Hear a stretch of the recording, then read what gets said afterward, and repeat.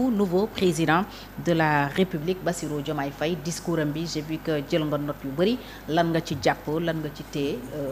ci kàddu yu njëkk yooyu. D'abord je formule des prières pour moom. Okay. Parce que Baye Abdou Aziz Dabakh moo ko doon wax.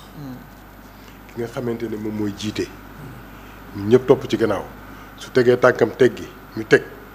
su daanoo ñu daanu su sërëxee ñu sërëx dañ koy ñaanal. parce que muccam mooy mucc réew mi. li ma gis ci moom walla li ma foog ci moom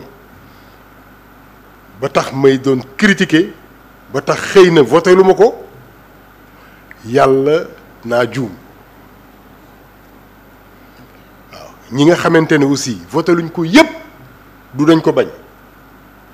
du dañ koy xeex mais ñàkk óolu la parce que njort nga am gisugoo nit ki à l'œuvre tu dis que man sama xel ci kii la gën a dal kële na sama xel ci kii la gën a dal suñu voté ka nga xamante ne sa xel dalul ci moom da nga naan yàlla naa juum yàlla na def lu tax mu ëllëg ma ne waa ji kat dama foogoon ne yaafus la nekkate mbër la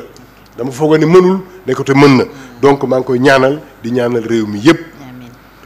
sama xel li ko gën dalal il a commencé par les traditions sénégalaises c'était ma plus grande crainte te ñu bëri wax nañ ko ces gens-là moom mii si la bokk Biram Khoudia il ne respecte pas nos traditions.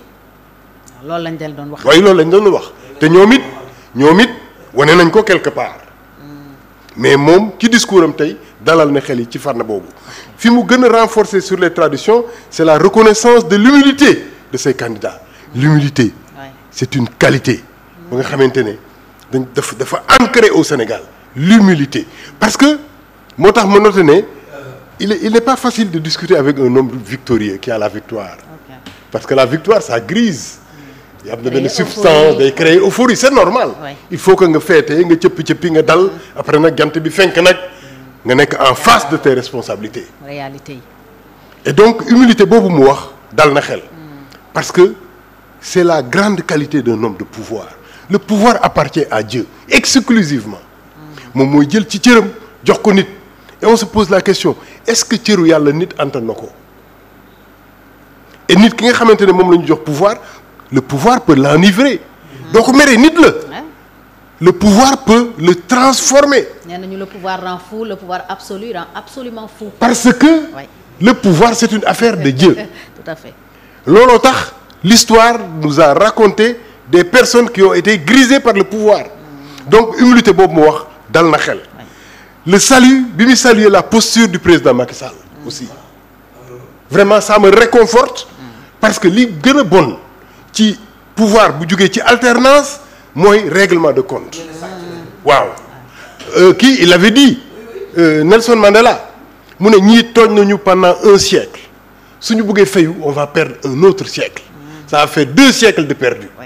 et yow tu as dit le Sénégal a perdu 60 ans d'accord uma mais su fekkee ni de fayantoo dafa bëgg a am li ñu perte day yokku le salut de la posture de Macky Sall c'est important mu répéter encore gouverner avec humilité. il a utilisé 2 mots le terme humilité. humilité maa ngi koy xaar bonne gouvernance renforcement du vivre ensemble Sénégal benn bopp la kenn mënu ko xar ñaar. moom réconciliation nationale sax mais rek oui mu ngi ci ñëw renforcement du vivre ensemble la wax après mu ne l'intégration économique. de l'Afrique il s'est ouvert à l'Afrique. partenariat bi et multilatéraux renforcés donc li ñu doon ragal mu dagg ay pont couper ay kii jouer au révolutionnaire def comme King Kong di fëgg ay dënn j'espère que loolu tegu na ci suuf il a parlé du travail réconciliation des fondamentaux réconcilier les cœurs c'est un discours très fort que je salue et que j'apprécie et je sais que tous les Sénégalais dinañ ko apprécier mais discours la déclaration d'intention et discours bi on sait c'est pas un discours qui sort du cœur techniciens yi ñoom Biram Khoudia ñooy kii ils sont très forts qu'est-ce qu'il faut dire quels mots il faut éviter quels mots ils sont utilisés il te faut un bon discours tu viens tu récites le discours est bon ça mérite applaudissement mais après le discours nag on va regarder l'homme comment le pouvoir va le transformer même suy dugg pale ni muy doxee man dama koy xool loolu yëpp dafa am ah oui parce que ce regard dafay wax sa doxin dafay wax te ñun Sénégalais naturellement dañu bëri tiitër gis naa benn député bu mu duggee assemblée. di def discours am. di ngandalu et c'est pas bon. mais su waree ne que moom du nitu tiitar moom ñëw fi pour tiitaroo pouvoir bi. moom ñëw fi pour wane. mais dafa ñëw pour liggéey comme il le dit travailler et réconcilier les cœurs alors là moi j'applaudis et dans mes prières je vais dire discours bi mu tenir. yàlla na discours boobu topp ko ba keroog muy jeexal mandat am maintenant je ne sais pas si dama war transiter ci biram lu xujja lu mu waxoon sànq. ma bàyyi ba ñu ñëwaat. kon bàyyi ba ñu ñëwaat kon ma tax foofu biram réagit sur le discours d'abord. gannaaw kàddu yi président Bassirou Diomaye Faye lan nga jàpp. waaw je suis très content et très satisfait de ce discours là discours bi pour vous rassurer personnalité Bassirou Diomaye Faye laa ci gis. damay wax sax ni est-ce que du moom moo bind discours bi il n'a pas été influencé tellement la muy wax man loolu laa gis ci moom gis nga moo humilité boobu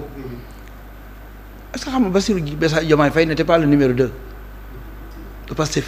oui il était le responsable des cadres. oui mais pourquoi Bassirou Diomaye Faye est devenu subitement le numéro 2. laaj nañu xam nga man nekkuma woon Pastef man dugg naa Pastef 2 ans signé acte d'adhésion gars yi bàyyi ñu frigo bi mais Bassirou Diomaye Faye moi je l'ai dit à Ousmane Sonko mais bokkul ak gars yi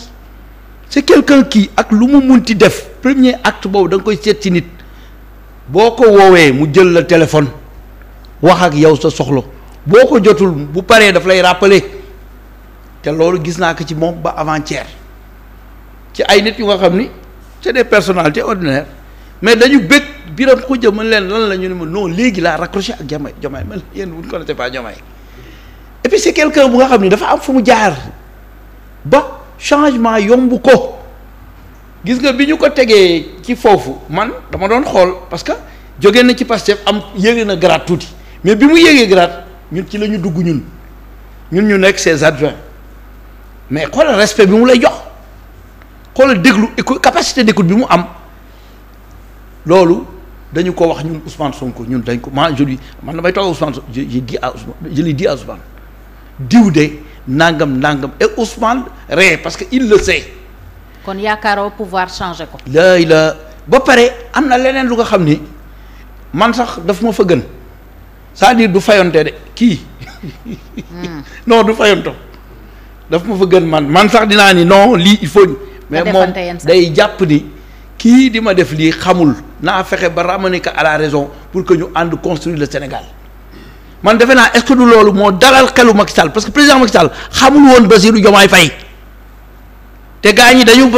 mën a tilimal der salafiste la nangam la kii la lële la alors que ñun ñi ko jege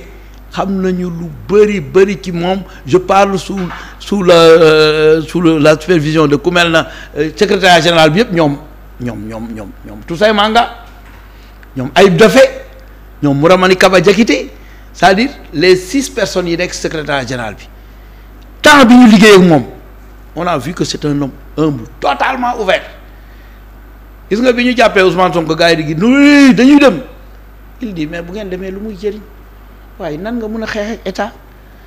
fii bu ngeen demee police on vous prend et on vous met là-bas man li may wax la Biram Khoudia grand dinañ la mos a jàpp ne grand da nga am njaboot keroog bi ñu ko kiiwee ñun ñi dañu seetlu gis nga bi ñu ñëwee di ko jàpp impôt et domaine dafa ni bu leen ma yàqal ñoom Abbas di kërti mu ni bàyyi leen ma bu leen ma yàqal bu leen ma indil problème ñii yoon la dañu ñëw même bu ñu defee lu dul yoon man dama leen di topp man dafa ma fekk foofu ma taxaw ni du ma fa jóg mu ni ma grand demal nga ndogu ji yërëm na ma ci taxawaay boobu ma taxaw parce que dañ ko doon topp c'est quelqu'un qui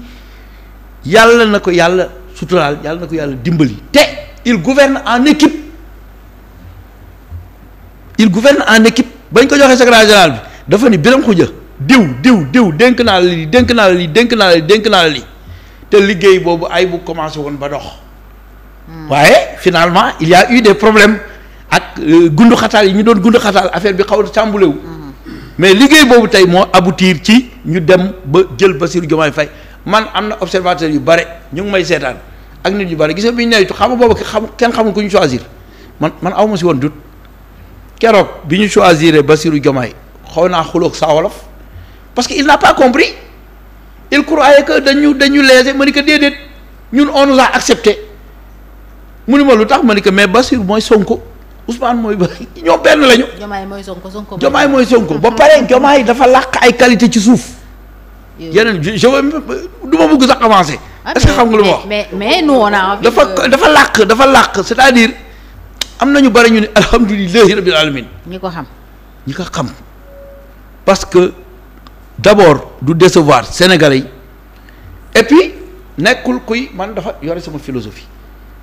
kuy tabaxi kër ay étage ki nekkul loolu nekkul ku bëgg àddina. mais Birame Khoudia li ngay wax ni yëpp c'est avant qu'il ne soit président de la République. avant que muy am le pouvoir bi nga xam ne moom la am. on va découvrir ensemble. te di nga ni Birame Khoudia waxoon na ma ko. d'accord bu dee Bassirou rek la. ñun ñëpp la ñuy ñaanee. xeebul sa xalaat xeebul xalaatu kenn. te buggul aussi kuy ñàkk kersa nit. maa ngi fàttaliku am na koo xam ne dafa mos a ñàkk kersa ci kanamam. mais dafa doon lox fa gars yi bu mu génn dafa dal ci kaw waaj c'est la seule fois où mu mer dal ci kaw waaj mais yu mel noonu moom il symbolise la dette. Okay. Discipline, efficacité, discrétion. D'accord. Dette man loolu la may jox. Okay. Et c'est quelqu'un bu nga xam ni véritablement sénégalais yi bu ñu ko jàppalee parce que xeebul expérience su kenn Sénégal dina tegu fi war a tegu ndax du randal alalu jàmbur.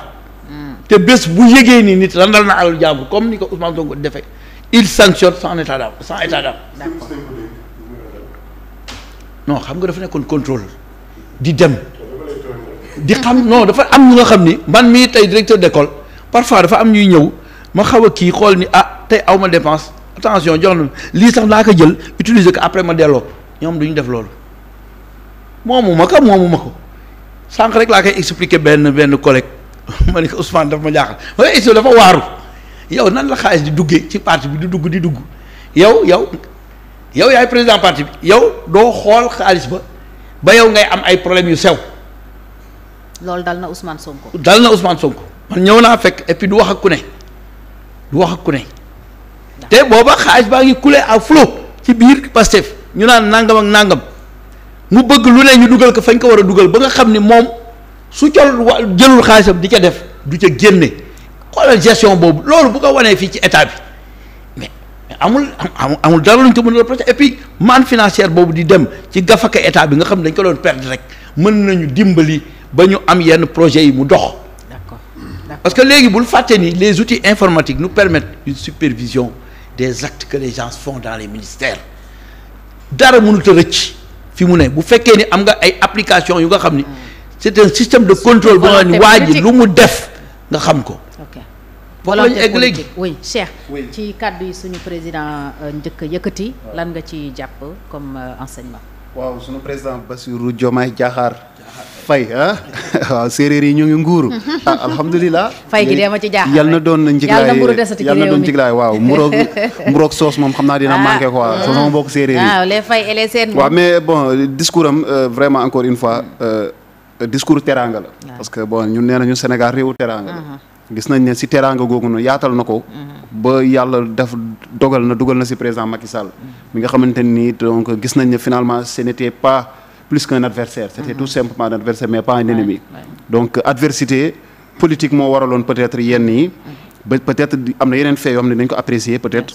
mais vraiment gis nañ ne ginnaaw loolu élection passé na gërëm na président Macky Sall mi nga xamante ni aussi quelque part n'est-ce pas même si mieux vaut tard que jamais. quelque part faussé woon na jeu démocratique bi mais rétablir na ko d'une manière ou d'une autre. suñu institution yi nga xamante ni yaakaaroon nañ nërmeelu nañu comme le conseil constitutionnel bi nga xamante amuñu si moom benn yaakaar. mais yàlla dogal ne tey bu ñu nee Bassirou Diomaye moo toog doon président de la République du Sénégal. c'est parce que le conseil constitutionnel a joué son rôle jusqu'au bout. ñu tetee n'est-ce pas l'intervention du conseil constitutionnel. tey ñu ngi xaar soit le 2 juin pour def élection wala ñu ngi jëm le 15 décembre prochain pour amal élection. donc encore une fois gis nañ ne vraiment nous sommes une nation bi nga xamante ni. bu ñu demee ba ñu yaakaar ne rek mbir mi nërmeelu na on sait pas par quelle magie ou bien par quelle bénédiction donc Sénégal mën na relever la tête n'est-ce pas ba doon exemple sànq bi may door su vitrine démocratique bi ñu doon yaakaar ne moom lañ doon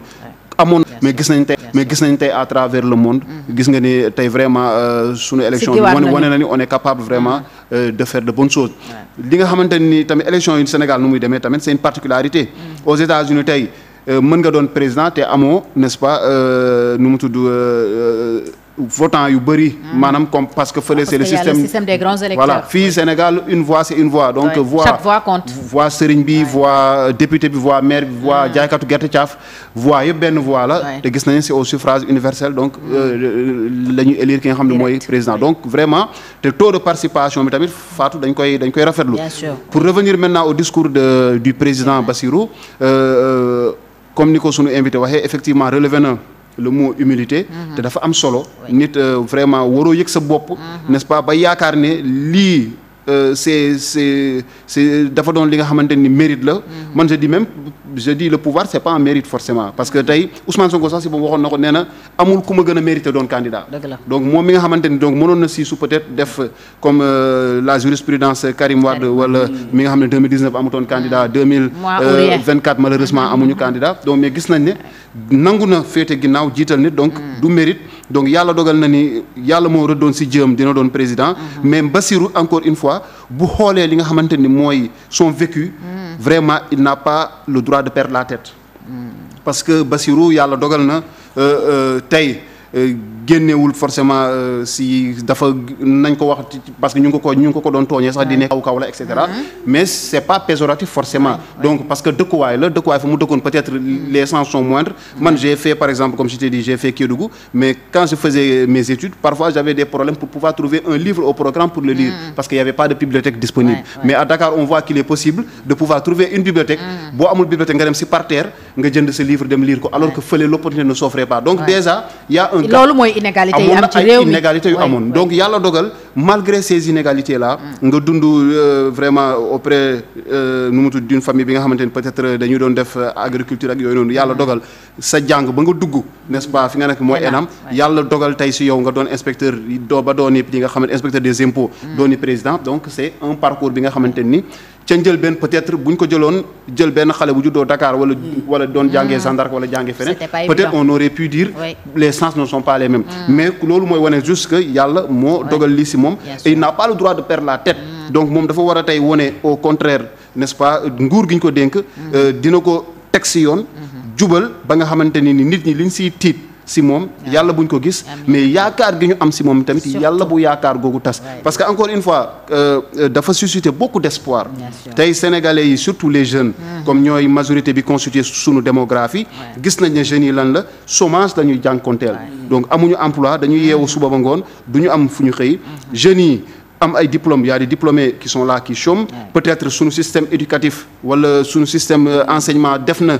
produits yi ñuy génnee doon na ay produits yoo xamante ni mënoo leen exploiter donc tey man damay joxe benn misaal man ressources humaines laa def mais gis naa ay étudiants yu ma posé problème ne ma ñoom bu ñu déposé par exemple ces entreprises ne dañu bëgg liggéey duñ leen jox liggéey ma ne leen mais écoutez est-ce que vous êtes en mesure par exemple d'éditer un bulletin de salaire de calculer, de faire la paye, de faire un recrutement, d'établir un contrat. Mais ils me disent non. Pourtant, ils sont titulaires d'un master 2 en gestion des ressources humaines. Donc, Madeleine, vous avez beaucoup de théories en vous, mais vous n'avez pas, n'est-ce pas, les techniques, les pratiques nécessaires pour que dans le monde de l'entreprise. Et malheureusement, peut-être sur le système, un système basé aussi théorie, ça ne permet pas, n'est-ce pas, aux jeunes de pouvoir s'insérer facilement. Mais aussi, on fait face à un fléau, l'immigration irrégulière pour certains, clandestine pour d'autres. Nous avons plus de 7000, n'est-ce pas, jeunes Sénégalais périr dans l'océan Atlantique. Nous avons encore une fois, Fatou Luñu Nakarlula. Donc Bassirou Diomaye Faye président donc am na n'est-ce pas fi ñu koy xaaree foofu jeunes yi mën a toog fii ci réew mi amaat espoir mais pas jeunes yi seulement femmes yaa ngi fii nii di yëngu suba ba ngoon le coût de la vie et cetera mais wax na benn mot aussi bu am solo il a parlé de rupture et quand il a parlé de rupture ça m'a rappelé le président Macky Sall qui man pour lui faire un bon procès man dama jàpp ne quand il le disait il y croyait mais encore une fois comme ni ko suñu invité waxee le pouvoir n'est-ce pas étant ce qu'il est donc boo solee manteau bi peut-être n'est-ce pas les idées deviennent de moins en plus lucides boo amul nag surtout boo amul bu sa dënn yaatuwul nga mën a dékku les critiques. Parfois aussi critiques yi moi je dis y a des critiques yoo xam c'est des critiques constructives. Et moi je dis que la critique elle est toujours constructive. Fatou je m'explique. Critique bi nga xamante ne tegu na yow boo ko xoolee war nga xam ne ak discernement tegu na. Mais critique bu teguwul tamit daf ko war a jël positivement ba nga xam ne ñii ñu ngi may critiquer si lii. gaa amul waaye dinaa fexe ba loolu duñ ma ci gis. Donc loolu noonu critique toujours moi je dis la critique elle est toujours constructive elle est toujours bénéfique yow yaay apprécier rek. mais nga bañ a doon comme président bi nga xamante ne da nga tàng xol. président boo xamante ne lu ñu la wax n'est-ce pas nga mer nga doon aussi président bi nga xamante ne da ngay respecter suñuy droits. parce que on a vu aussi les droits des citoyens. dañ ko bafoué n'est-ce pas ces dernières années. mu bañ a doon ki nga xamante ne ni parce que malheureusement dañuy dénoncer ay mbir président Macky Sall dafi dénoncer arrêté Ousmane Ngom. mais président Macky Sall ba léegi moom moo fi bàyyi arrêté Ousmane Ngom. j'espère que Bassirou Diomaye président lim daan bañ ñu koy teg opposants yi moom du ko teg opposants yi encore une fois et que sénégalais yi dinañ mën a dund avec pour daane suñuy ressources aussi ñu ngi xaar n'est-ce pas ñu càmbar ko xool conditions yi nga xamante ni joxe nañ ko attribué nañ ko yenn multinationales yi ñu xoolaat ñu xool waxuñu tout simplement il faut aller vers la rupture forcément mais il y a des moyens de mieux négocier ou bien vraiment xool nan la ñu gën a négocier gën a yàqanal ba nga xam ne sénégalais yi foo ñu gis seen bopp ci pétrole bi ci gaz bi pas seulement or bi nga xamante ni depuis des années ñu ngi ko exploité fële ca Sabodala fële à Kédougou ñu gis ne ni sénégalais yi gisuñu seen bopp malheureusement or bi day génn ñu jël ko def ko ay léngoo génne ko yóbbu xamuñu fan la jëm donc les populations ne sont même pas en mesure de t'expliquer n'est-ce pas fan la or boobu di mujjee ci àdduna bi mu doon li nga xamante ay jafe-jafe la encore une fois je pense que amu leen temps ñi nga xamante ni parce que amuñu temps wu fayantoo mais temps wu liggéey la ñu nekk et que yéen état de grâce je pense pas que di ngeen ko am parce que sénégalais yi moom vraiment dañu yàkkamti dañ leen yónni yàkkamti leen donc yónni yàkkamti vous comprenez bien le langage des jeunes heureusement donc ñu léegi nag ma lancé benn pic rek sama xarit Birame Khoudialo la critique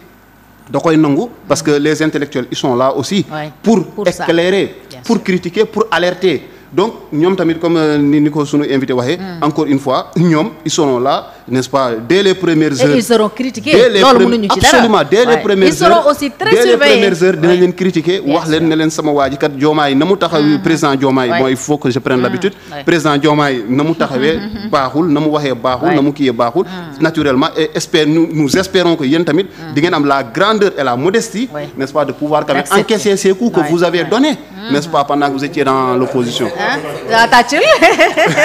jërëjëf. ok. jërëjëf.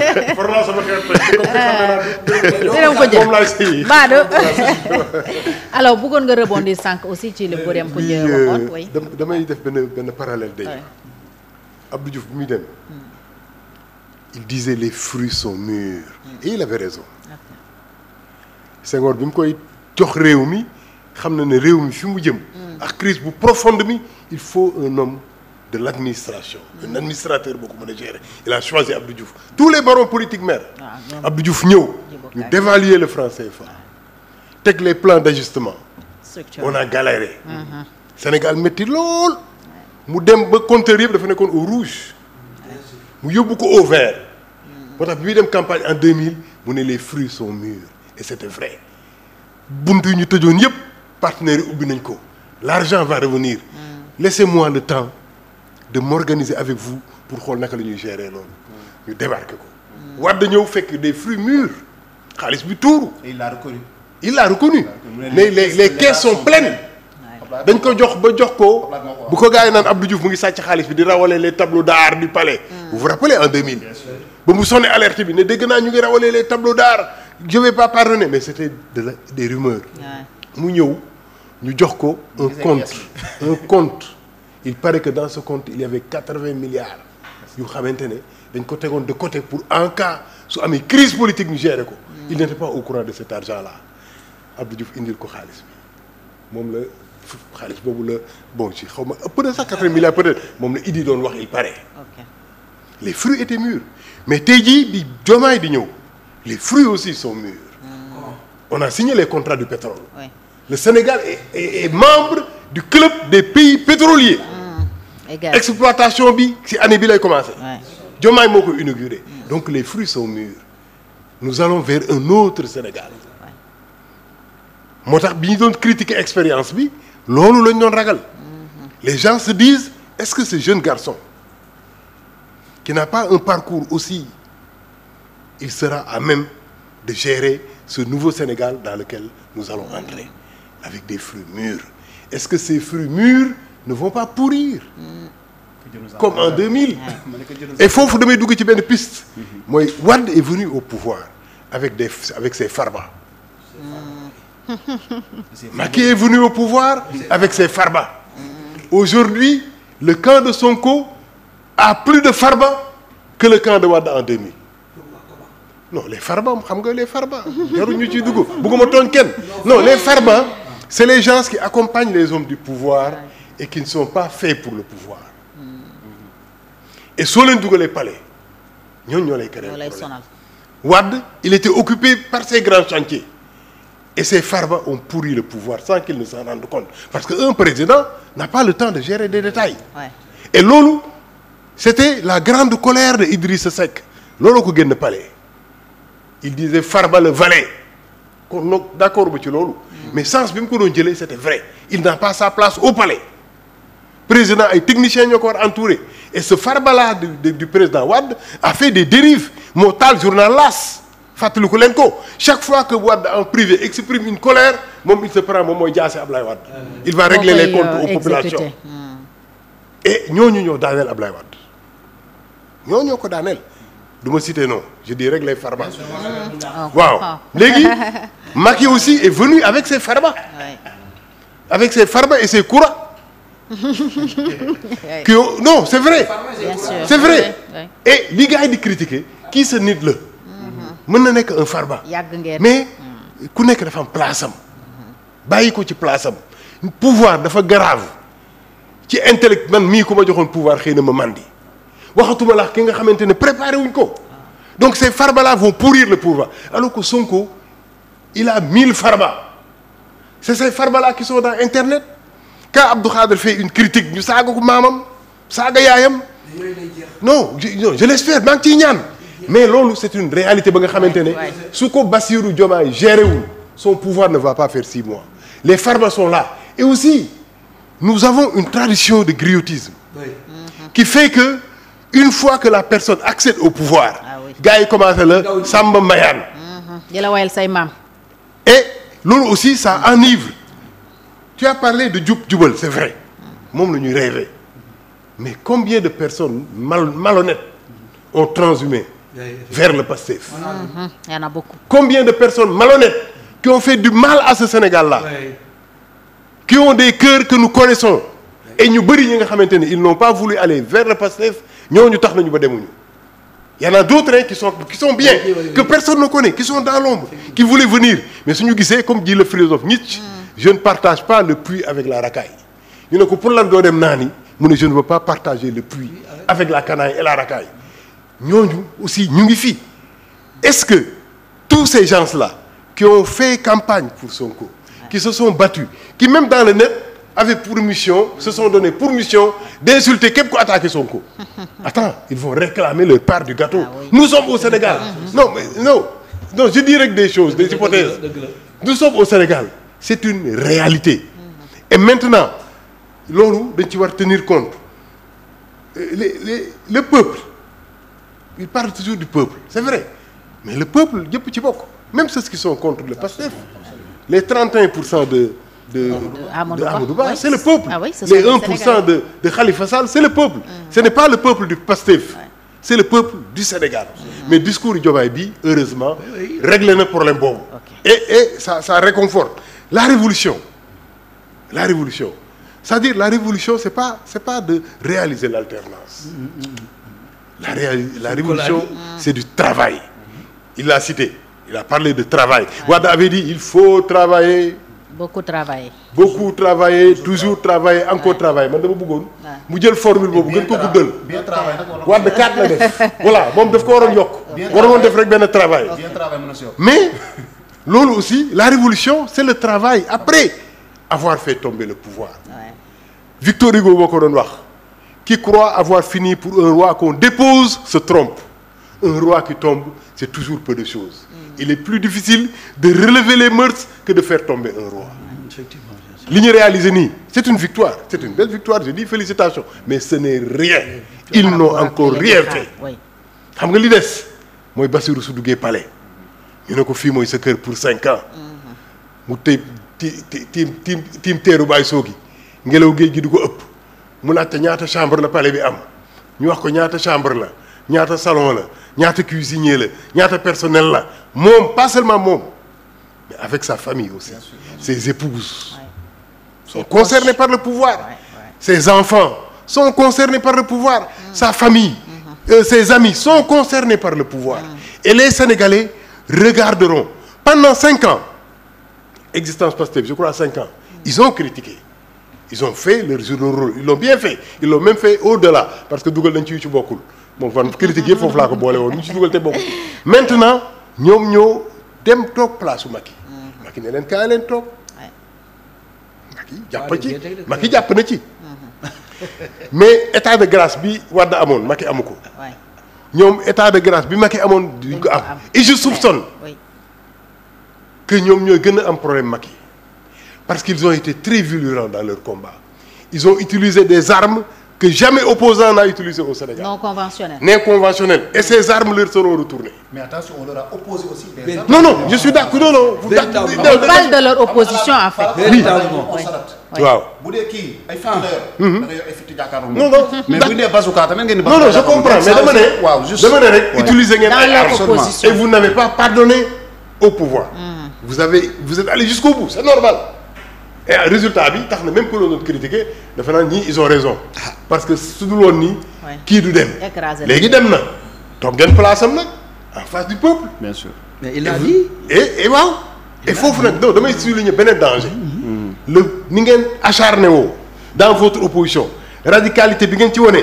opposition bu doubler loolu ngeen di am préparez-vous aussi à ça et c'est normal le dernier point bon moi sur la richesse n'est pas un péché honnêtement man je suis pas riche je suis très pauvre. Mais un fonctionnaire riche c'est pas un péché. Ah, non, mais par contre non juste par rapport à la richesse moi j'ai pas bon je vous coupe la parole là. Merci. Moi j'ai pas de problème avec un fonctionnaire riche un paysan riche moi ça me choque pas. L'essentiel c'est que sa richesse boobu na nga ko amee façon bi nga xamante ne dafa lew. Que ça soit c'est tout simplement ça. mais non c'est possible non c'est grave. mais xam nga fan laa bëggoon wax. xam nga fonctionnaire je termine ci point boobu j'ai vécu des alternances. Je suis né avec l'indépendance. Jour bi ñuy signé acte d'indépendance du Sénégal jour boobu laa judd. Ok. Donc fekkee naa et j'étais majeur bi Senghor di dem. fekkee ci xew fekkee naa Ablaye Wade. Et tout ce que ça a suscité comme espoir. ma fekkee bii tam ak li mu suscité aussi comme désespoir. J'ai vu des personnes qu'on a accusées du temps de Abdou Diouf bi muy dem. Bien sûr. On les a traités de tous les noms ils sont riches sàcc nañu xaalis bi amuñu dara au final amuñu woon sax kër. Oui, non amuñu woon kër. Non mais ma terminer aussi avec Ablaye Wade aussi la même chose. J'ai vu de ministres Ablaye Wade qu'on a accusé. Gars yi naan ils ont volé 50 milliards, ils ont fait ceci. Huissier moo taxaw seen buntu kër génne leen amuñu kër. Oui, j'en connais. Parce que le peuple a la manie de multiplier les choses puissance nangam. Et je dis que même si c'est un fonctionnaire, même si c'est un administratif, être riche c'est pas un péché. Su fekkente ne gis nañu des preuves. Non, accusation gratuite la bañ. Suñu génnee preuve yi ne kii il a fait ceci ñu accuser ko juger ko tëj ko on est d'accord. Mais tant que amul jugement, pourquoi lyncher un citoyen tout simplement parce qu'il est riche? Et même je dis que man richuma mais je n'ai aucune colère contre les hommes riches. Et c'est ça qui fait la paix dans un pays. Demain, des gens qui sont entrés au pouvoir, ils vont changer. Le pouvoir ça transforme moom mii nañ ko seetaan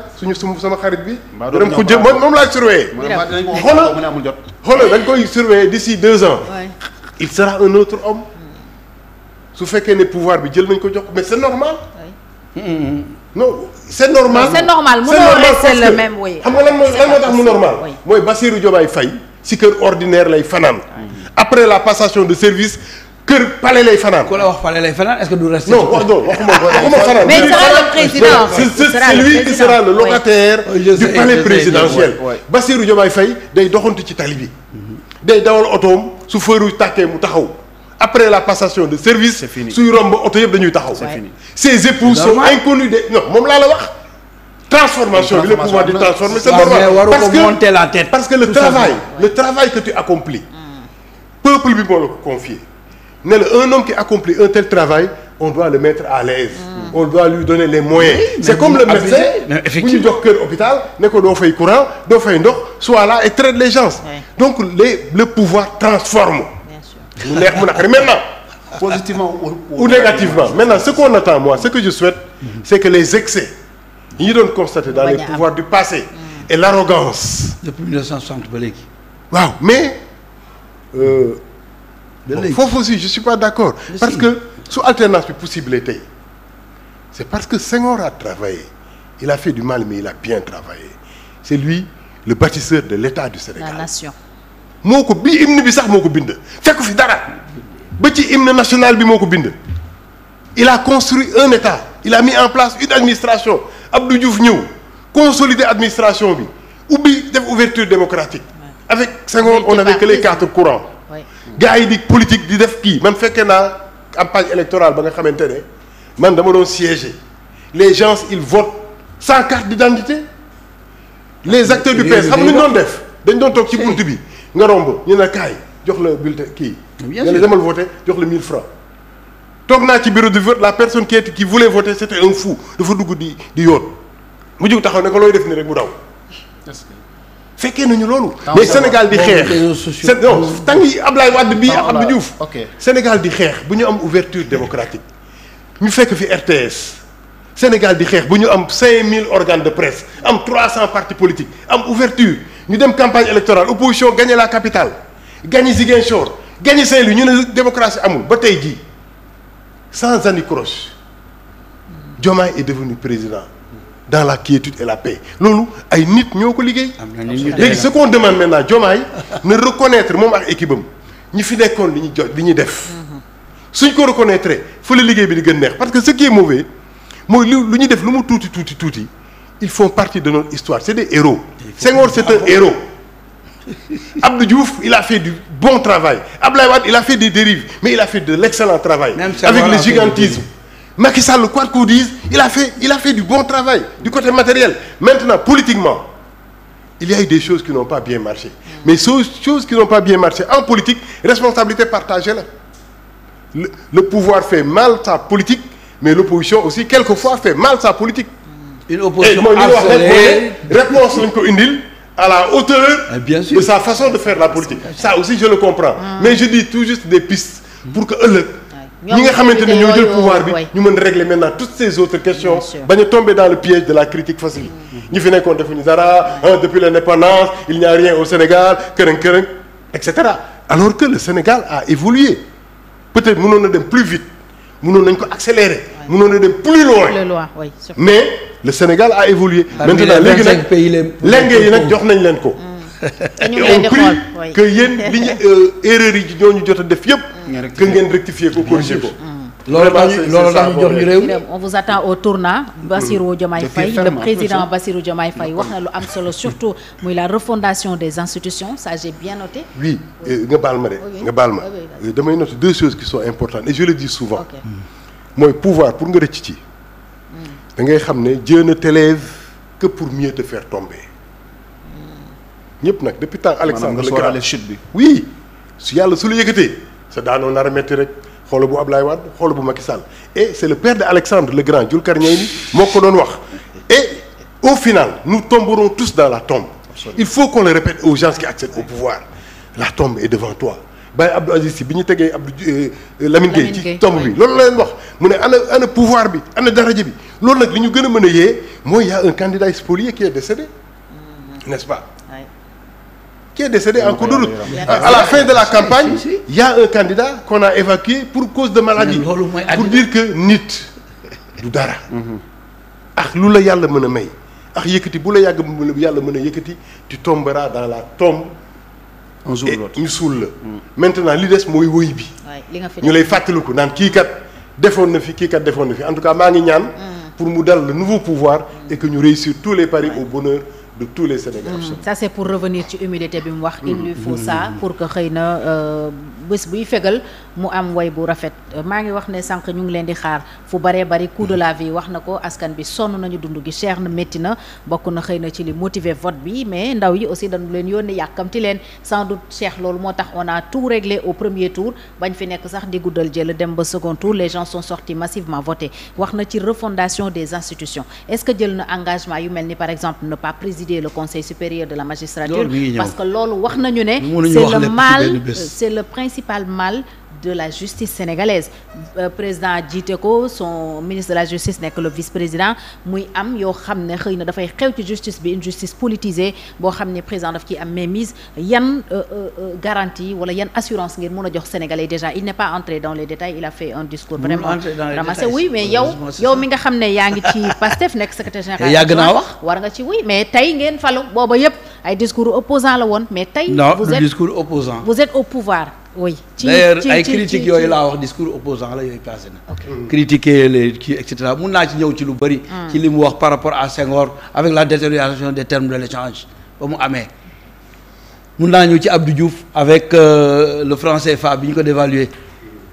mun naa ñëw ci Ablaye Wade ak ku nekk li nga def mais les impairs yi ñu ci remarqué ba nga xam ni dafa tax peuple bi gën a sonn mën naa ñëw ci Corée du Sud bi nga xam ne ñun ñoo bokkoon pays bi en 1960 aujourd'hui mu nekk parmi les pays les plus avancés mën naa ñëw ci loo xam ne du xeex mais c'est mondial aujourd'hui la multiplicité des médias loolu c'est mondial loolu réseaux sociaux c'est inventé loolu on ne peut pas arrêter la mer avec ses bras yooyu du ay lutte yu nga xam ni dañ ko def ba am ko aujourd'hui ñun li ñuy xaar ci Bassirou Diomaye Faye wax na ko te li mu wax yépp je crois qu'on a pris bonne note avant qu'il ne le dise d'ailleurs loolu moo tax ñu am ci ñun confiance dañu gis ci ñun humilité dañu gis ci ñun ay engagement dans des discours maintenant le Pastef y a beaucoup de choses qui se passent mën na bañ a nekk Pastef parce que nit ñi dañu bare yore seen plume di bind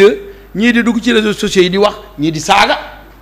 mais Ousmane Sonko taxaw na Touba ni képp kuy saaga bokkoo ci man terewul am na ñu nga xam ne ñu ngi def li ñuy def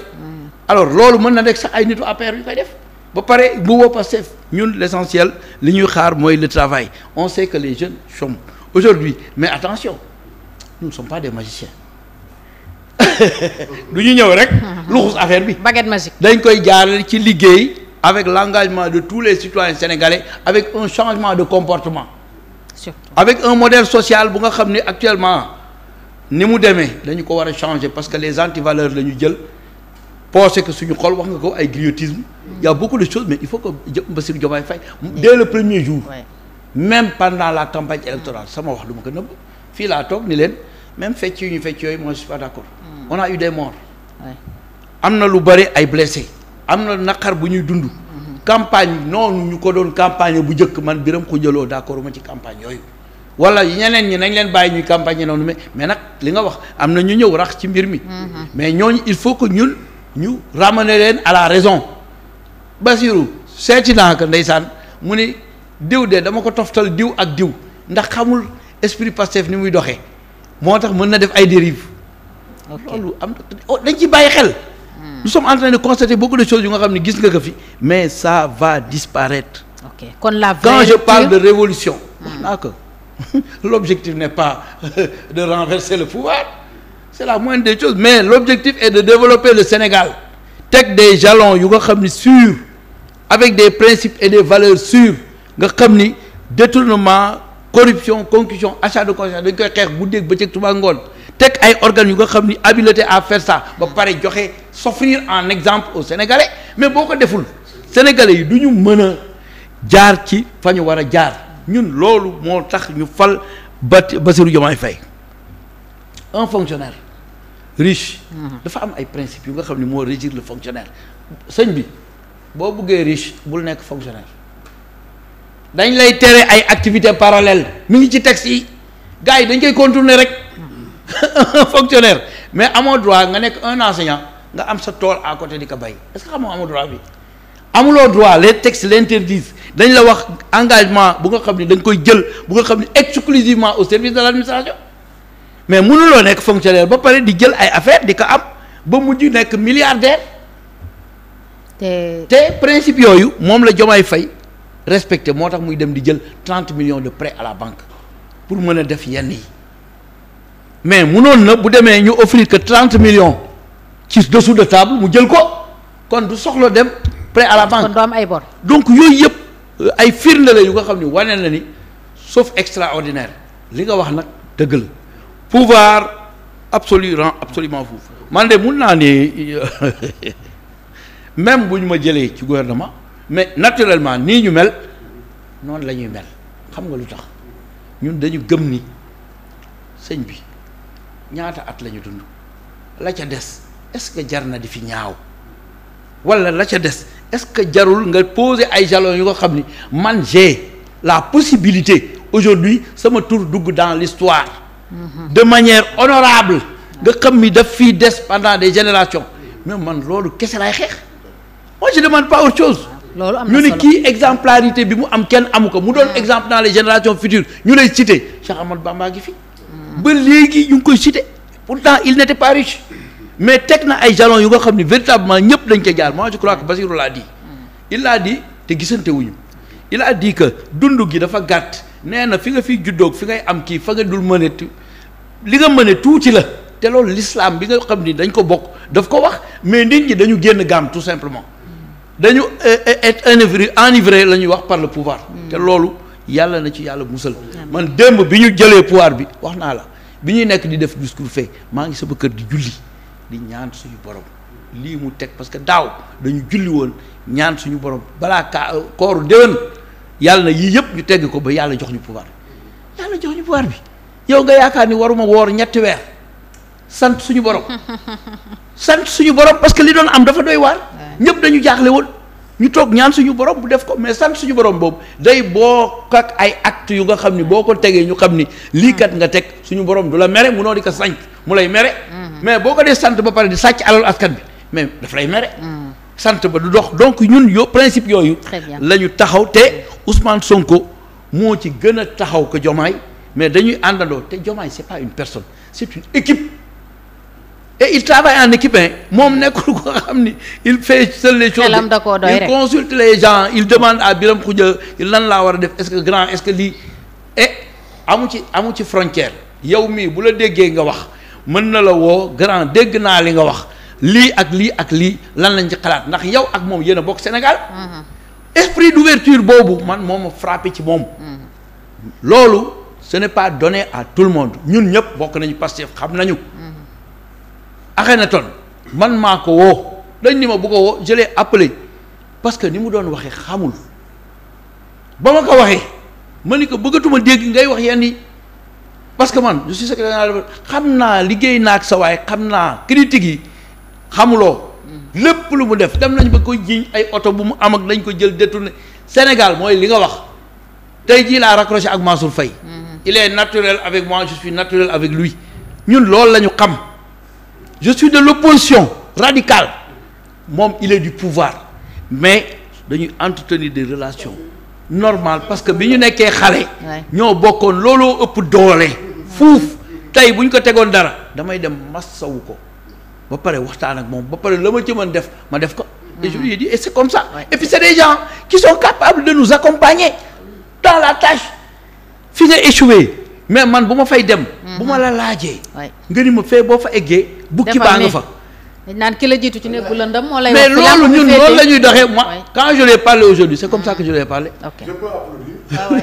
Abdou Khadre émission bi yëpp dana ko tàcc woy li mu wax noonu woy loolu mooy non loolu mooy àddina le discours est toujours bon en tout cas man loolu laa gëm loolu laa gëm te dama lay wax la preuve mais presse bi yëpp seede nañ ni man j'ai mal yow xam nga ko quand tu me dis Birame dama la invité telle place ak lu mu tuuti man dinaa dem ba teew fa ak lu ma xat-xat bu ma nee la waaw c'est fini kenn bunul fexe loolu ñëpp xam nañ ko xam nga jikko yi man wax naa ko Diomaye ak Sonko ak ñëpp jikko yi kañ lay commencé jóg boo nekkee ci opposition commencé ñu teg la benn place bu ndaw foofu la ñuy xamee est-ce que kii ëllëg dina monte am nga koo wax di dafay dënn bi daf koy def kon tamit am na fi ñoo xam ne Birame Khoudia nii ngay doxalee lañ daan doxalee nii ngay waxee lañ daan waxee ñu changer place changer posture changer statut kenn xàmmeetu leen mais effectivement loolu am na fi mais nag am na lu Youssou Ndour wax sëy la ka tas nuyoo woon na ca njëlbeen ngoro ba day nuyoo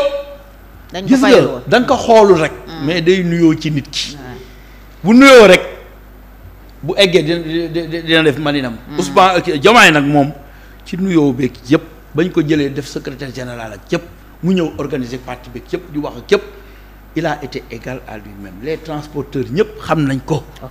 soo ko woowee mu jël mën nga ko téye fii ba suba di ko wax il a le respect de l'individu. da lay déglu posément poliment et la politesse tout le monde l'a dit. yooyu wax ji ni mu sedd yëpp yaru la te loolu buñ ci appuyer ak esprit d'ouverture am ak Sénégal yëpp ba ci Macky Sall est-ce que dégg nga sama discours moi je l'ai toujours dit j'ai dit Macky Sall a subi plusieurs échecs mais l'apprentissage par l'échec lui permet de pouvoir nous conseiller. Bien sûr. Il n'a pas besoin d'aller au niveau de l'ONU à la fin di fa wut poste ñun ñu ngi fii dañu ko soxla mais Diomaye Faye tey daf ko gërëm malgré tout ce qui s'est passé nit jullit état d'esprit boobu lay da ngay jëlale te loolu nag boo ko defee dafa lay tax yàlla wërsëgal la wax nga ko ñu ngeeg pétrole ñu ngeeg gaz grande da nga juum ci lii changé nañ ko léegi mu applaudir Habib Sy gis nga nu ñu ko fonke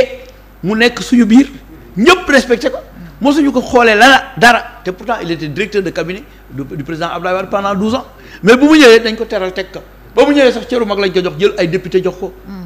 donc ñun loolu lañ xam esprit Pastef loolu lañ xam maintenant am na ñu yàq ci biir ñu nga xam ni loolu tey bu ñu jëlee pouvoir bi dañuy xam ni critique moom nañ ko teg fee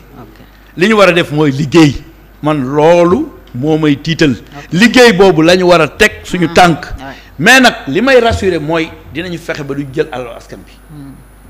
transparence détournement boobu boo ko deful rek nit ne kii de moom wax dëgg yàlla xam nga man bañu ma pauvre waaye yow mi may jiite pauvreal comme man bu ko defee ñu àndandoo liggéey mais yow mënuma man may dule ci lu dul dara yow nga jël sa doom wala sa jarbaat wala wax nga ko la famille il faut que ñu def c'est très important je l'ai dit quelque part gars yi di ma wax Biram Khoudia yow wéroo man leen wér naa man sama doom lu gën a classe je lui ai dit appelle-moi tes parents sors ñëpp di ma xool effectivement parce que def na bêtise dafa war a génn dama war a woo parent mi mooy papa lu tax mu dàq ka dama bëgg ñoom ñëpp ñu xam ni ñoom ñëpp a ki yem ci jiite yow dafay yemale ñëpp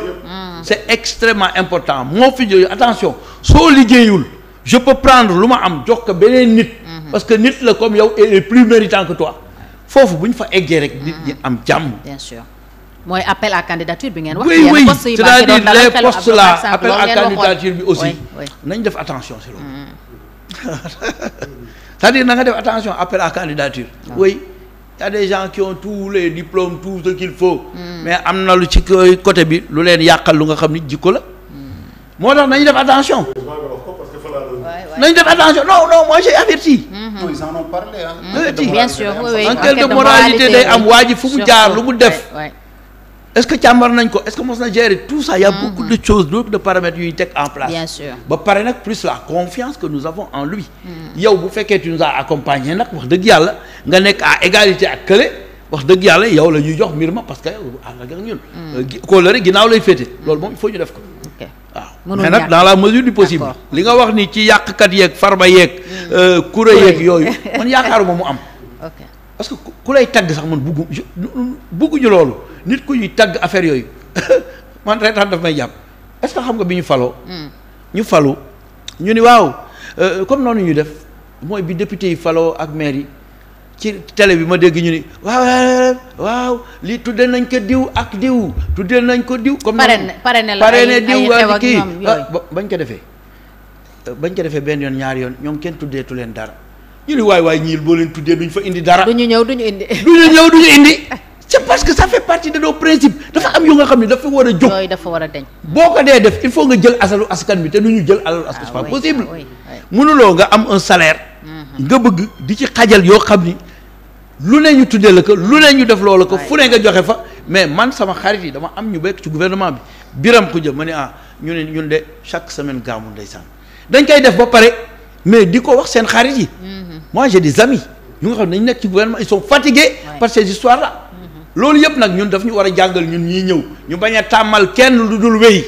surtout c'est extrêmement important c'est important Cheikh li nga dégg fii tax na nga yaakaar rupture dëgg-dëgg ci fànn yépp. waaw am nañu yaakaar parce que bon loolu moo tax aussi ñu fal leen donc bu ñu am toon yaakaar si ñoom gëmuma ne kenn dina leen fal léegi nag yal na yaakaar bi réalisé wu te comme yal nañu am mbagg yi yaatu rek ba nga xamante ni lañ leen di xaaree dinañ ko mote parce que tey par rapport ak sànq nag am na lu mu wax par rapport ak fonctionnaire yi et cetera man dama ne moi je n'ai pas de problème et que ça c'est une mauvaise culture sénégalaise par contre ñun dañu jàpp ne ku am xaalis rek amewu ko si yoon et ça je déplore cela parce que nit mën na doon alal mën na doon héritage mën nga donc lu ne mën na am donc il faut juste faire très attention par rapport ak yenn yi parce qu'en fait on parle aussi par rapport ak ñi nga xam ne ñu ngi ñuy seetaan ak l'opinion faut pas aussi qu'on se dise tout simplement suba nga gis benn fonctionnaire que les gens disent que ce fonctionnaire là il a une villa donc c'est un voleur pas forcément mën na ko doon mën na am yeneen affaires yoo xamante ni yàlla jaaree na ko fa ba mu am ko donc il faut faire très attention man li ma gëm mooy encore une fois il faut ñu leeral loolu ñoo xam ne nit mën na am sénégalais nag par contre da lay gis sax nga nekk ci koñ bi mu gis ne ngay dem di ñëw xamul ci loo nekk mu ne kii daal louche démb am na dawal naa benn oto loo changé na oto de gis nga donc buñ dem nañ ba bu ñu xamul alors que man mais donc dem nañu ba suñu xamul sax commencé def ay dem nañ sax ba bu ñu xamul ne fi nga jëlee sa xaalis sax bu ñu demee ba xamuñu ko ba gëstu xamuñu foo jëlee gaari ña franc-maçon wala da nga sacrifier sa benn doom yàlla bu sa doom am benn laago ñu ne yaa ko sax malheureusement sénégalais dañu am culture boobu noonu alors que ça c'est une façon de penser qui est très négative les gens yàlla mën na leen wërsëgal yàlla moo yor di maye yàlla mën sa wërsëgal nit mu am teraanga yi nga xamante ni kenn xamul fu mu jóge léegi nag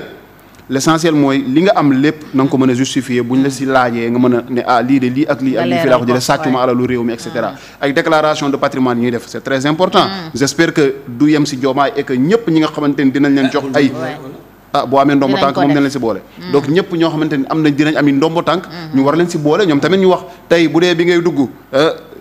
lii benn kër nga am benn oto ñu gis ba sa mandat di jeex nga am 10 voitures am benn parc automobile et cetera quand même laaj na nga wax ñu foo ko jëlee donc espérons que dinañu yaatal cette pratique là et que dinañ ko imposer ñëpp mu nekk règle mu doon règle léegi nag bon parce que loolu Bassirou Diomaye président nee na wax na mbir nee na soxlawul moyen yenn yi maanaam tey joyanti suñuy institution joyanti suñuy loi donc soxlawuñu xaalis ça veut dire que bu dee soxlawuñu xaalis ça veut dire que c'est des choses qui peuvent aller en mode fast track donc ça veut dire que dès que mu toog rek il y a une possibilité de pouvoir régler ces problèmes là de réduire le pouvoir du président de la République qui est un super président bi nga xamante ni vraiment il a droit de vie ou de mort n'est-ce pas sur tout et sur tous donc loolu day doon li nga xamante ni war nañ ko mën a xoolaat donc ñu leeral ak sénégalais yi ba nga xamante ni benn déception du si jógee léegi nag comme Fatou bon c'est très difficile nga apprécier tout de suite ndax dinañu def li ñu waxoon def de toute façon déclaration d'intention am na yéene yaa ngi fii nii donc mais comme on dit vouloir c'est pouvoir mais parfois vouloir n'est pas forcément pouvoir en tout cas on va voir donc peut-être voilà les réalités du terrain mais li am solo aussi ne perdez pas de fil une chose dañ koy xaar si ñoom mooy la communication surtout de façon transparente parce que yenn saa yi nag gis nañ fi malheureusement tàmmal nañu fii ci gouvernement Macky Sall malheureusement je vais citer Ismaïla Madior Fall wala sunu waajooju Antoine Diome xam nga fa la nekk ci àdduna donc moom bëggoon naa ko féliciter donc moom au moins génn na fi parfois def ñu ay communiqués yoo xamante ni dañuy gis ne ni ay autopsie day génn weddi li nga xamante ni ministère de l'intérieur moo ñu ko wax loolu tamit espérons qu'on va faire une rupture avec ça à ce niveau-là lu mu metti le peuple est souverain moo la dénk ñëwal wax ak peuple bi wax leen dëgg surtout te aussi bul jàpp ne peuple bi il n'est pas à même de comprendre parce que peuple bi comprendre les enjeux moo tax ñu jeexal mbir mi ci premier tour parce que mënoon nañu séddale voix yi am na ñoo xamante ni moi je me dis forcément ils ne sont pas des pro Diomaye ce ne sont pas tànn ñu ne ñoom Diomaye mooy kii ce ne sont pas des fanatiques quoi mais dañu ne peut-être bu ñu nekkee fii di séddoo di jox ñee second tour lañ jëm le 2 avril président day dem bàyyi ñu fii donc du def passation léegi pour fatt foofu noonu ñu ne xaaral léegi nag na ñëpp nañ dem Amadou Ba ak Kim mais y a des images man gis naa ci image bu daw yaram centre bi dañ ko yéex a ubbi mais biñ ko ubbee mag ñeeg ñëpp di daw comme si danger moo nekk seen ginnaaw loolu quand même c'est du jamais vu dafay wone engagement bi nit ñi amoon et l'envie qu'ils avaient d'en finir dañu bëggoon mbir mi parce que tamit dañu naroon nekk ci benn situation inédite bi nga xamante ne président pour la première fois dina dem génn ci réew mi te du def passation te loolu da doon li nga xamante ni vraiment un cas d'école lay doon te dina doon benn gàkk-gàkk su suñu démocratie mais sénégalais dañoo sot mbir mi ne lii dañ koy sottil dañ koy sottil mu jeex. waaw le 24 dañ koy lijjanti léegi man déggoon naa sax avant élection yi ñu doon wax voter utile on va voter utile man dégg naa ñu ko doon wax déjà donc ça veut dire que gars yi dañoo focus comme ni ngeen koy waxee focus ci Diomaye lijjanti mbir mi mu sotti léegi nag yéen tamit wax dëgg yàlla jox nañ leen léegi jox nañ leen lépp c'est important gaal gi yéen a ko yor vous êtes le capitaine n'est-ce pas fexe leen ba bateau bi na arrivé à bon port bu kenn loru ci yoon bi bu leen ñu réeral bu sol bi nag na ngeen ko calibrer ba mu leer buñ ne ba ci digg géej gi kaay liggéey rek war a dem Nicaragua feeñu mbuur parce que liggéey dafa métti un dernier tour de table Abdou Khadre looy tëjee foog naa ne on a fait un slogan que a utilisé le travail contre la critique je crois que c'est un slogan à promouvoir c'est un slogan à promouvoir et ça a son importance le travail contre la critique j'ai noté et c'est très puissant et je pense qu'il faut promouvoir ce slogan là te yéen soo leen ko porté xam nga conquête pouvoir dafa ndax barke c'est-à-dire que nit ñi suñ la porté en triomphe les peuples ont besoin de héros moo tax peuple yi amul héros yëpp dañuy tomber dans la dégénérescence et ce héros là s'il le mérite il indique des directions et les gens vont j'ai vu un post dans Facebook xaw ma sax notewuma sax tur bi c'est les jeunes là xam nga rek dañuy fo mais il a dit aussi quelque chose d'important à noter mu ne nañ commencer liggéey bi à la base bu ñu xaar Diomaye organisons des set setal organisons des dons de sang que les populations montrent qu'il y a un changement et qu'une nouvelle direction est indiquée ça a fait tilt dama ko noter et c'est un jeune dinaa retrouver tour bi pour xool ban jeune moo lancé mais je veux dire rek dans la dynamique de l'alternance des propositions ont été faites parce que en 89 il y a eu un mouvement le mouvement Set Setal mais l'État à l'époque n'avait pas compris c'était un bouée de sauvetage pour Abdou Diouf entre 88 bi muy wax la jeunesse malsaine et 89 bi muy am les événements entre le Sénégal et la Mauritanie ci même année 89 boobu les populations ont déposé les sàcc yeex xeer yeex te yëpp jël bale yi commencé bale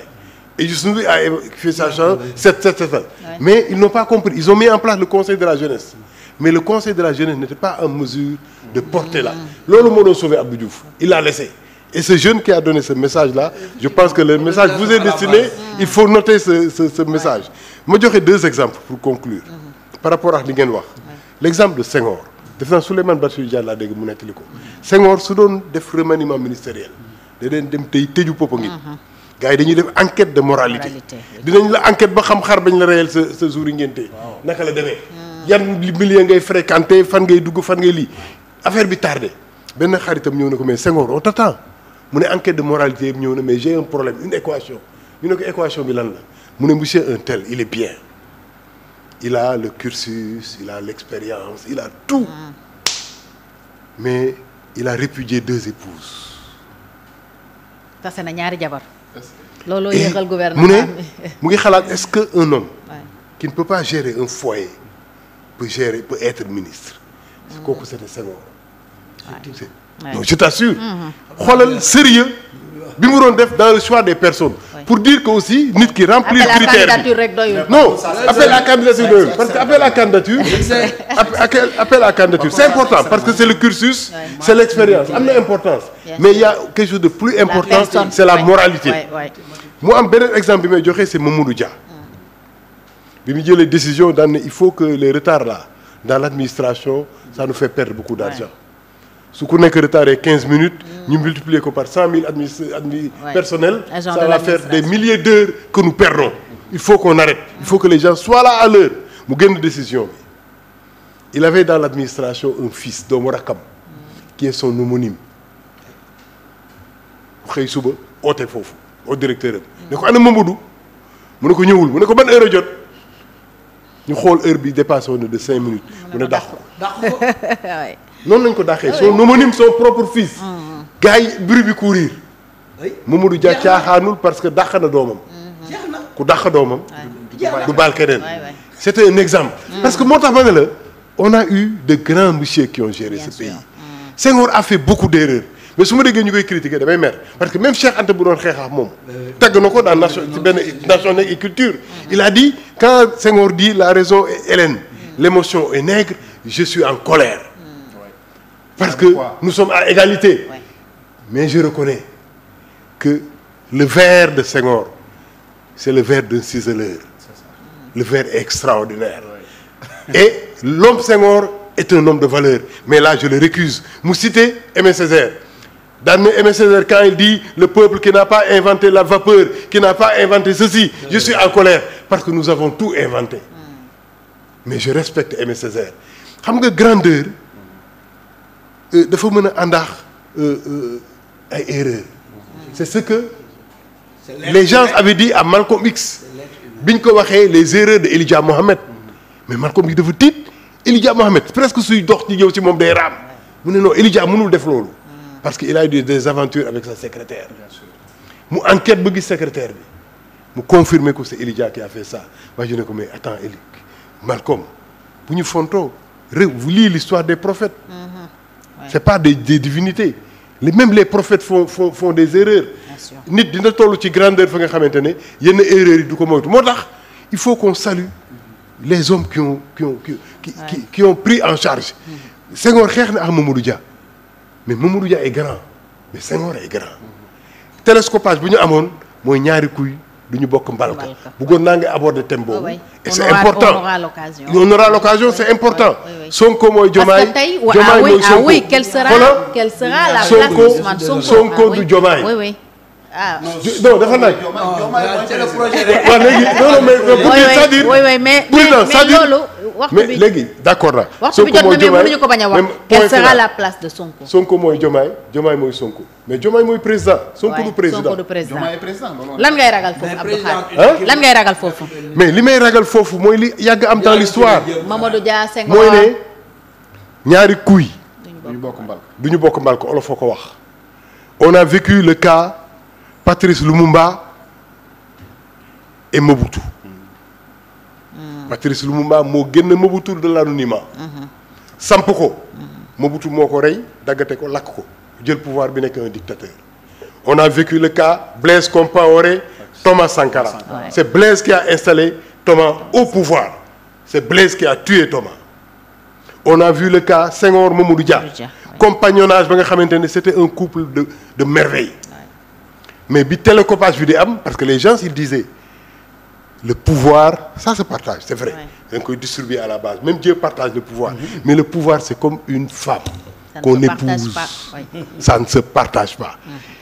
télescopage mën na am waxuma ne day am de mais nañ ko sóor pour xool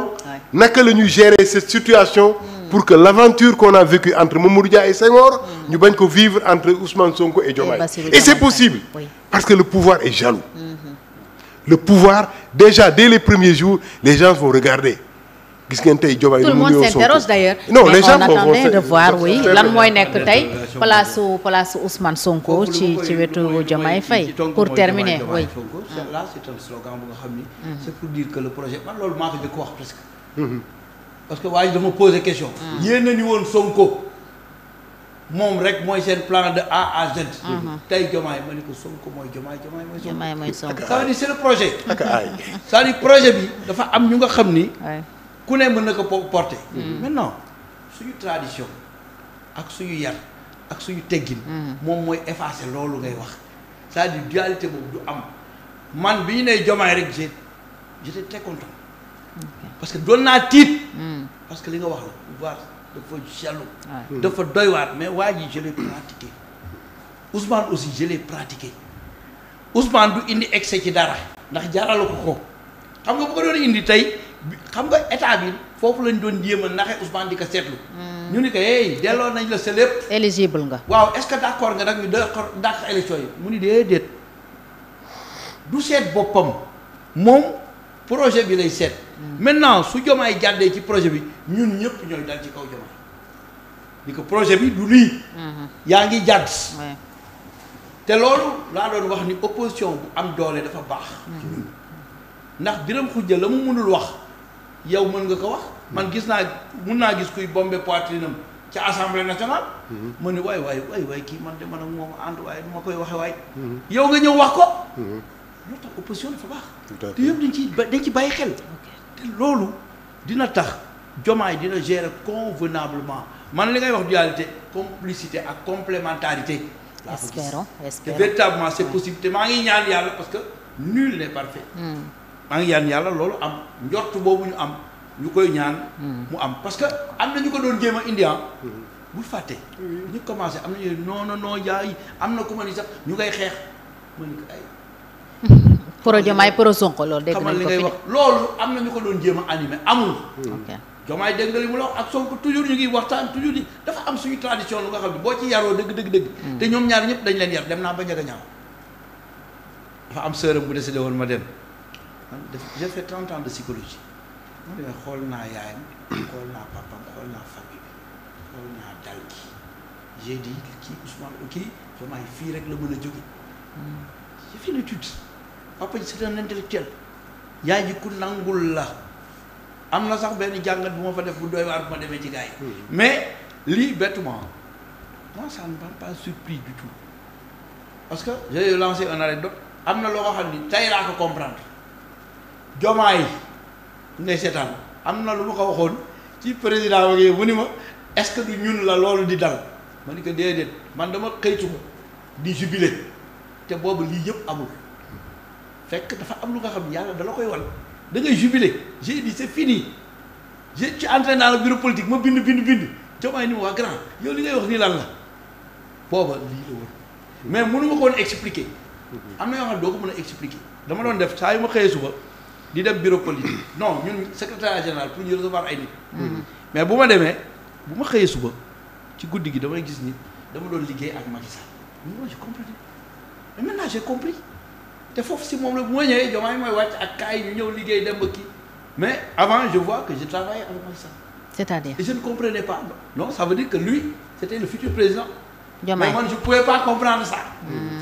moo tax ñun ñëpp soyons prudents c'est-à-dire non damay wax rek même bu xaaba yi wax soyez prudents yàlla dafa bari ay pax yu nga xam ni dalay wax ba nga ni nii bés boo dee wax bu fen loola dëgg la fekk la nga gisoon yaa ko comprendreul waaye gis nga ko c'est extrêmement important c'est pourquoi aujourd'hui daal de toute façon je félicite le président Diomaye comme il l'a fait moi j'ai toujours félicité ñi ma wax xam nañ ko toujours je disais que le président Macky Sall voulait bien faire amoon na intention il avait l'intention de bien faire maintenant loolu ñun war nañu jàngal parce que nous avons l'intention seulement de bien faire wax nga ay aléas yu nekk wax nga nit ñu daw ñëw ndax pouvoir ñun nag bu ñu liggéeyee la ñuy liggéey ba pare ba Sénégal war a tegu fa mu tegu dañuy dem nag toog nee naa la waay kaay liggéey ku koy xëccoo boo koy xëccoo dafa am loo ci bëgg waay dëgg la loolu nañ ko seetlu bu baax c'est important c'est extrêmement important parce que sacerdoce la koo xam ne man Bakar Dia lorsqu'on lui disait jëlal Biram Khoudia Lo ko ne moom il me connaît c'est avec attention Biram moom du nangu parce que gisoon naa environnement bi ni mu doon doxee ak gaaña lañ doon subir xam na ni man du ma nangu loolu je préfère ma nekk si sama jàpp d'accord Cheikh pour tëj oui lan ngay jeexale sunu mbir moom instant bi ñaan rek waaw président Diomaye am ndam Sénégal am ndam yàlla bu ñaari kuy mbëkkante comme nee nañu ñaari kuy bu ñu mënuñu bokk mbalka et que l'histoire quand même xam nga vraiment on verra ban taxawaay la Ousmane Sonko nar am ci wetu Diomaye on appréciera davantage Diomaye moom wax dëgg yàlla su bëggee liggéey il faut que mu xam ne tamit mbir moom waxu ma nag moom mooy président de la République moo yor di signer di nommer di dàq moom moo yor vraiment il nomme au poste civil et militaire donc moom mooy garant n'est-ce pas du fonctionnement n'est-ce pas des institutions et tout mais tamit loolu rek doyul parce que nit tamit mënoo liggéey yow kese donc tu as besoin d'une équipe expérimentée te man peut-être sama xel fan la gën a dalee mooy au moins am na ñoo xamante ne tey ay mag ay kilifa yoo xamante ne wër nañ ko ils ont plus ou moins exercé le pouvoir gis nañ fi Guirassy gis nañ fi Aminata Touré par exemple donc ñooñu gis nañ fi l'ancien du PDS là comment il s'appelle Habib Sy ñoom Habib Sy donc gis nañ fi ñoo xamante ne exercé nañ pouvoir